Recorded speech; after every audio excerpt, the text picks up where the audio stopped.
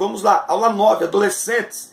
Influenciando a sociedade. Influenciando a sociedade. É muito importante que a gente fique ligado nisso. Nós vamos falar hoje sobre sal e sobre ser luz. Chamados para influenciar, incomodar, transtornar. De onde eu tiro essa palavra? Você vai saber daqui a pouco dentro da aula, lembrando que tem dinâmica na aula de hoje, fique ligado. Eu vou falar a dinâmica aqui, mas eu vou postar vídeos fora da EBD também, mostrando como é que faz a dinâmica. A gente está preparando uma série bem bacana de dinâmicas aí. Nosso maior desafio é entender que, como discípulo de Jesus, precisamos nos posicionar de forma diferente. Em tempos de relatividade, está muito difícil essa questão de posicionamento, porque quando nós nos posicionamos, somos atacados. Nós vamos nos comportar de forma diferente, não sendo influenciados, mas influenciando esta geração, num tempo em que muitos se dizem cristãos, mas não são, mentem. Você tem um bloquinho de anotações aí para você anotar as referências bíblicas. A escola é bíblica dominical. Eu não tenho aqui tempo de ficar lendo todos os textos da revista e aqueles que eu coloco adicionais, mas na EBD é muito importante que você faça os seus alunos lerem a Bíblia. Então, por que mentem, né? Jesus diz lá em Apocalipse capítulo 3, versículo 9, se dizem judeus e não são, mas mentem. Por que mentem? Porque se dizem cristãos, mas não se comportam como tais, mas enganam e são enganados por viverem uma pseudo-fé, uma falsa fé, uma vida cristã morna, sem sabor. Então, 3 referências, 2 Timóteo 4, versículos de 1 ao 5, 2 Timóteo 3, versículos de 1 ao 5, o 3 e o 4, de 1 ao 5, e Apocalipse 3, versículo 9, versículos 15 e 16. Jesus escolheu 12 discípulos e concedeu autoridade a eles sobre os espíritos malignos e as enfermidades e quaisquer forças do mal. Ainda prometeu que nenhum mal lhes causaria dano. No entanto, os discípulos deveriam ainda aprender uma importante lição, e é sobre isso que nós vamos falar agora. Vocês são o sal da terra. Os discípulos de Jesus acompanharam o Mestre durante os 3 anos e meio de seu ministério e foram testemunhas oculares. Eles viram inúmeros milagres, prodígios e maravilhas. Mas participar somente da manifestação dos milagres não faria deles discípulos de Jesus. Então o Mestre começou a lhes mostrar um importante papel que eles tinham a cumprir na sociedade. Por intermédio dos discípulos de Jesus, o mundo não seria mais o mesmo. Então ele usa aqui a metáfora do sal. O sal dá sabor, o sal preserva, não é? O sal traz graça aos alimentos, o sal traz equilíbrio nos sabores dos alimentos, tá certo? Como ele era possível temperar o alimento e preservá-los. Interessante que o sal original, o sal bom, ele não altera o seu sabor em nenhum ambiente onde ele é colocado. Você pode já fazer aí uma primeira dinâmicazinha, levar aí para a sala de aula, sei lá, um pedaço de bolo, um pedaço de pão, ou então uma água gelada e uma água fervendo, enfim, só para mostrar para eles. Ou então você pode usar a imaginação e mostrar para eles. Quando você coloca o sal, se você colocar sal no leite, o sal continua sendo sal. O sal na Coca-Cola continua sendo sal. O sal no copo com água continua sendo sal. Então, nós temos que ser igual ao sal, não podemos alterar o nosso valor, o nosso sabor como cristãos, mas em todos os lugares onde nós estivermos, temos que ser originais, temos que estar ali com as características do sal, que são a manifestação do caráter de Cristo, por meio de atitudes, por meio de comportamentos. Então, se uma comida não tem sal, ela não tem sabor, não é verdade? Então, nós somos chamados para influenciar o mundo. Se nós não influenciarmos o mundo, que graça há em seguir a Cristo? Esse evangelho que as pessoas não mudam nada e elas continuam fazendo as mesmas coisas que faziam antes, é um evangelho sem graça, porque não muda nada. Quer dizer, qual a diferença entre alguém estar na igreja e se dizer cristão e um outro religioso? E qualquer outra religião, qual a diferença? Não, os discípulos de Jesus, eles são identificados pela diferença, por características diferentes em todos os lugares que eles chegam. O sal altera todos os ambientes onde ele é adicionado. Tá? Eu já falei, gelado, fervendo, massa, pão, bolo, sorvete, chocolate. Colocou sal, ele altera. Assim nós... Jesus diz que seus discípulos são o sal da terra. Nós somos o sal da terra, não é opcional. Quem quer ser discípulo de Jesus precisa ser sal da terra. Ou seja, onde houver discípulos de Cristo, o ambiente tem que ser alterado. Eu gosto desse texto aqui de Atos, capítulo 17 e versículo 6. Olha o que a Bíblia diz. Porém, não os encontrando, arrastaram jazo em alguns irmãos perante as autoridades, clamando: estes que têm transtornado o mundo chegaram também aqui. A palavra transtornado aqui é virar de cabeça para baixo. Por onde os discípulos de Jesus passavam, pregando o evangelho, a situação mudava, o ambiente mudava. Eu amo demais Atos capítulo 19 e versículos, todos os versículos, mas eu vou ler aqui uma síntese do 18 ao 20, ó. Muitos dos que creram vieram confessando e denunciando publicamente as suas próprias obras. Você já esteve num culto, num retiro, num lugar em que as pessoas começaram a confessar os seus pecados? Também muitos dos que haviam praticado artes mágicas, reunindo os seus livros, os queimaram diante de todos. Calculados os seus preços, achou-se que montavam 50 mil denários. Assim, a palavra do Senhor crescia e prevalecia poderosamente. Onde o evangelho é pregado, onde discípulos de Jesus Cristo chegam pregando o evangelho, o ambiente tem que mudar. Eu vou dizer de novo, quando eu fiz o vídeo sobre o carnaval, não há espaço bíblico para entender discípulos de Cristo que usam as estratégias do mundo, que abraçam o mundo. Tiago 4,4 considera adultério espiritual a amizade da igreja com o mundo. Então, a escola, o bairro, as redes sociais precisam ser impactadas com os discípulos de Cristo. Se esses ambientes não estão sendo impactados, transformados, alterados, é porque não estamos sendo sal. Pior que não ser discípulo é ser um discípulo falso, um agente duplo. A luz precisa brilhar. Os discípulos de Jesus são a luz para um mundo que se encontra em escuridão.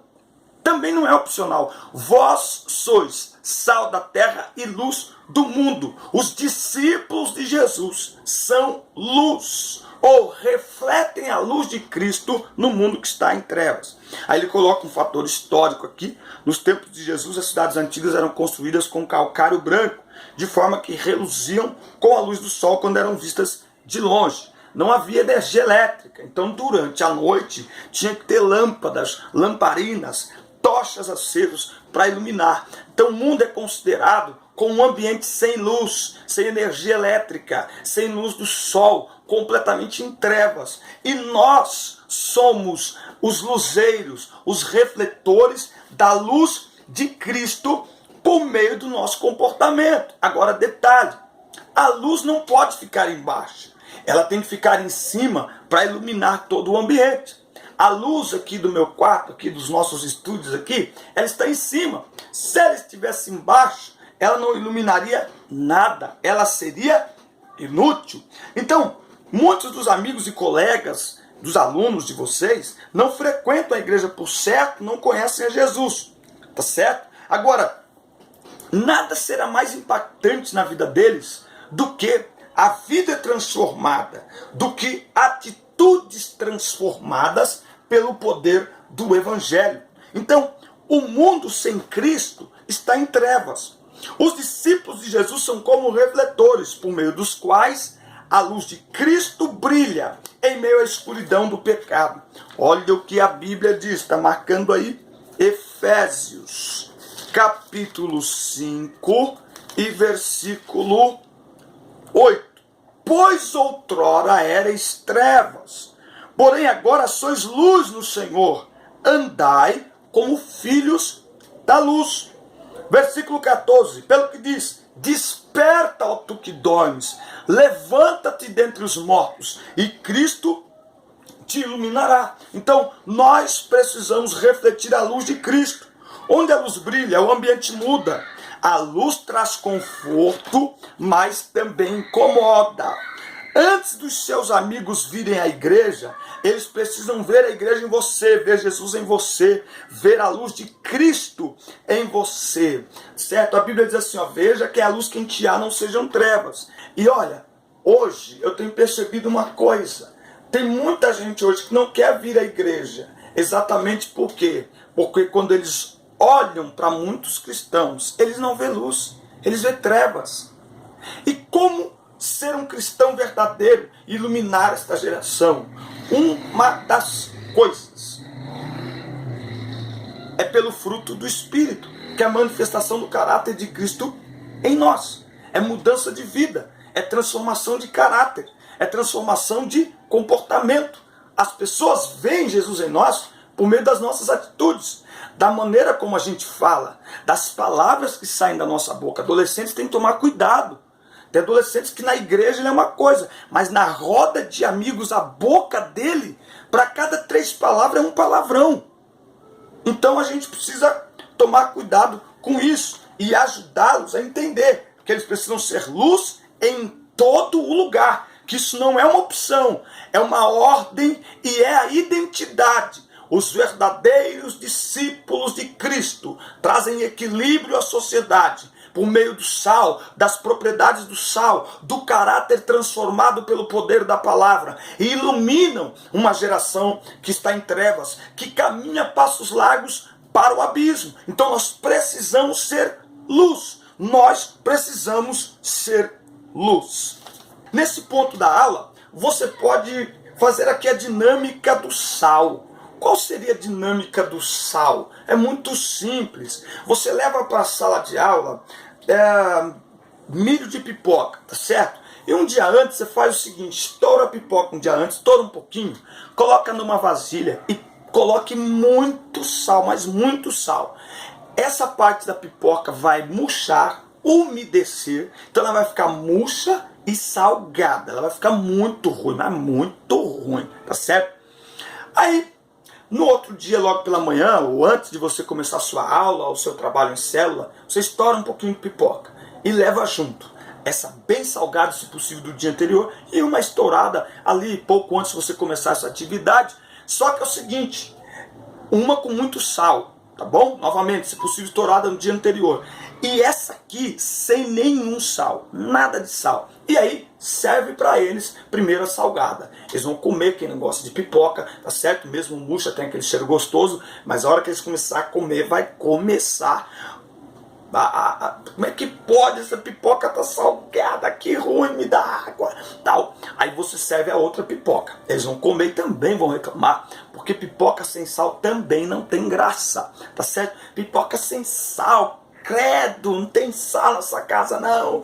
Aí você pergunta para eles, o que vocês estão aprendendo com essa dinâmica?